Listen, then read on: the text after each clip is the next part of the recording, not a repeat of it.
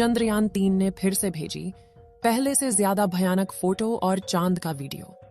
दोस्तों, इस समय चंद्रयान का प्रोपल्शन मॉड्यूल और विक्रम लैंडर दोनों अलग अलग हो गए हैं और जब से लैंडर लैंडिंग करने के लिए अपने सफर पर आगे बढ़ रहा है, वैसे वैसे चांद का रहस्यमयी खुलासे कर रहा है। आपको बता दें कि चंद्रयान-3 में लगे हाई रेजोल्यूशन कैमरे ने चांद की ऐसी भयानक फोटो के साथ वीडियो को भेजा है जिसे देखकर वैज्ञानिक भी अचंभे में पड़ गए हैं।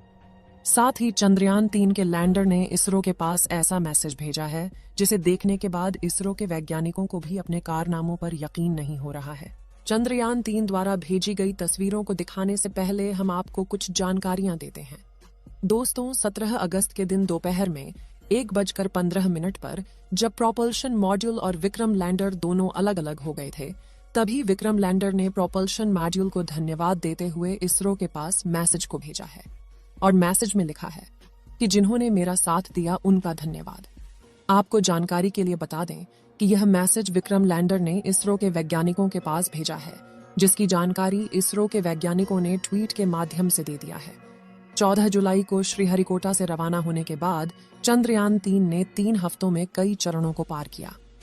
चंद्रयान-3 के प्रोपल्शन मॉड्यूल और विक्रम लैंडर के अलग होने के बाद विक्रम लैंडर की डी बूस्टिंग के पहले चरण को 18 अगस्त के दिन चालू कर दिया गया। चंद्रयान-3 के लैंडर की डी बूस्टिंग की जाएगी, यानी स्पीड को धीरे धीरे कम किया जाएगा।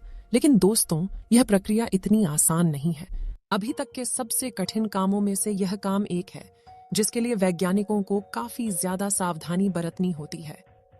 साथ ही आपको बता दें कि लैंडिंग के समय इसका AI यानी इसमें लगे आर्टिफिशियल इंटेलिजेंस खुद ही निर्णय लेगा कि चंद्रयान-3 को कहां पर लैंडिंग करना है। इसमें लगा आर्टिफिशियल इंटेलिजेंस इसमें लगे सेंसर और कैमरों के माध्यम से जानकारी लेता रहेगा और उसी जानकारी के माध्यम से वह तय करेगा कि उसे लैंडिंग कहां पर करना है। यानी कि चंद्रयान-3 का लैंडर अपने आप निर्णय लेगा कि उसे जिस जगह पर लैंडिंग करना है वह जगह उसके लिए सुरक्षित है या नहीं।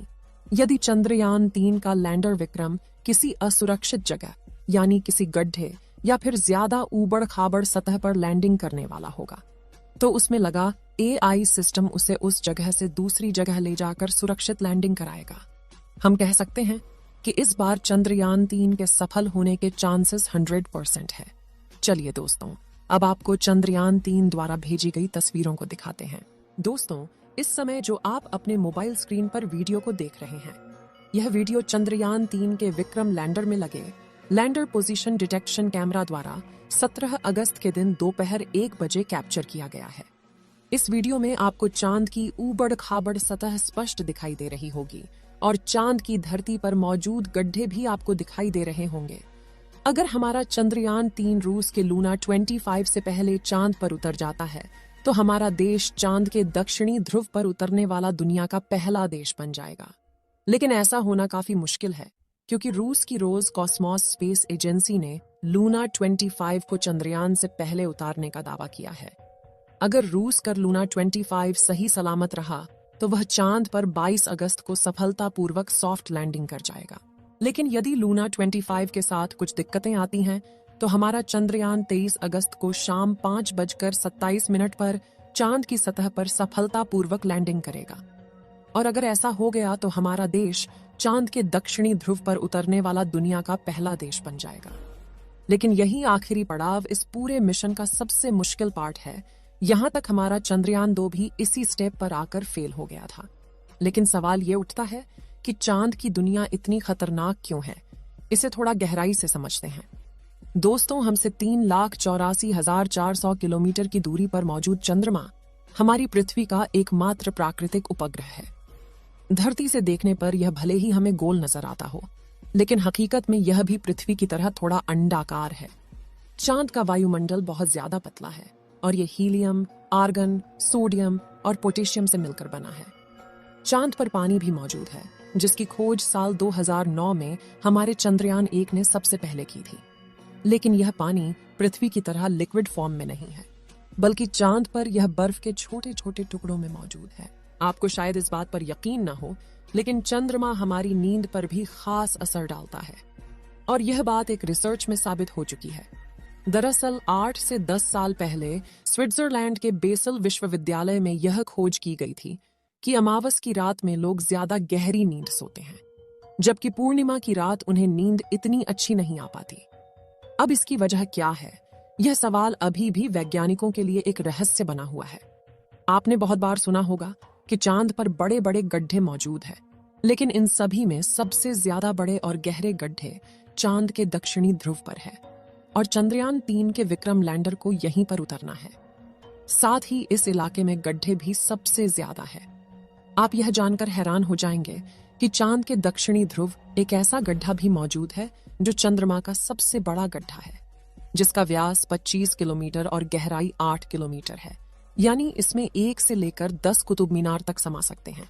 इतना ही नहीं, बल्कि हमारे पूरे सोलर सिस्टम का सबसे बड़ा गड्ढा है। दोस्तों, चांद के दक्षिणी ध्रुव को सिर्फ इसके गड्ढे ही इतना खतरनाक नहीं बनाते, बल्कि बेहद ठंडा तापमान भी इस जगह के भयानक होने की एक बड़ी वजह है।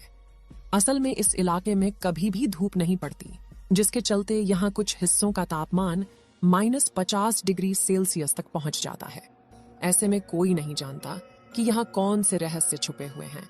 वैज्ञानिकों का अनुमान है कि चांद के इन गड्ढों के नीचे बेशुमार पानी छुपा हो सकता है, या फिर हो सकता है कि यहाँ हमें कुछ ऐसा मिल जाए जिससे यह पता चले कि दूसरे प्राकृतिक संसाधन जैसे सोडियम, मरकरी, मेथेन और अमोनिया का खजाना यही है। यही वजह है कि हमारे इसरो के वैज्ञानिक ने अपने चंद्रयान 3 को चांद के इस खतरनाक इलाके में भेजने का रिस्क उठाया है। लेकिन सवाल ये उठता है कि रूस और अमेरिका तो आज से करीब 50 साल पहले ही चांद पर पहुंच गए थे, पर उन्होंने चांद के इस इलाके को खोजने में दिलचस्पी क्यों नहीं दिखाई? क्या इसके पीछे कोई ऐसी वजह है जो हमसे छुपाई गई है? असल में दोस्तों, इस विषय पर दुनिया भर में कई सारी थियरी मौजूद है, जिसमें कुछ थियरी को खुद नासा के एस्ट्रोनॉट्स ने ही जन्म दिया है। 1969 और 1972 के बीच अपने अपोलो प्रोग्राम के तहत नासा ने कुल 12 अंतरिक्ष यात्री यानी एस्ट्रोनॉट्स वैज्ञानिकों को चांद पर भेजा था, और उनमें से कई एस्ट्रोनॉट्स चांद के अंधेरी दुनिया के बारे में हैरान कर देने वाला खुलासा कर चुके हैं। कुछ ने तो चांद पर एलियंस के मौजूद होने की बात भी कही थी, और लोग कहते हैं कि नासा ने 1972 के बाद अब तक इसीलिए कोई मून मिशन नहीं भेजा, क्योंकि उसको चांद की दुनिया के यह गहरे राज पता चल गए थे। हालांकि नासा की तरफ से इसकी वजह दी गई कि चांद पर ऐसा कुछ नहीं है जिसकी खोज की जाए, इसलिए अब इस मिशन पर और ज्यादा पैसा बर्बाद नहीं करना चाहता था। तो दोस्तों, अगर भविष्य में मौका मिले तो क्या आप चांद पर जाकर बसना चाहेंगे? अपनी राय कमेंट में जरूर बताएं। आज के लिए इतना ही। आपकी आखिरी जिम्मेदारी इस वीडियो को लाइक करके शेयर करने की है। इसे ज्यादा से ज्यादा मित्रों तक शेयर करें ताकि उन्हें भी जानकारी मिल सके। और भी ऐसी ही नॉलेजेबल वीडियो के लिए अपने भरोसेमंद चैनल को सब्सक्राइब जरूर करें और बेल आइकन को ऑल पर सिलेक्ट करना बिल्कुल ना भूलें। वीडियो को अंत तक देखने के लिए धन्यवाद।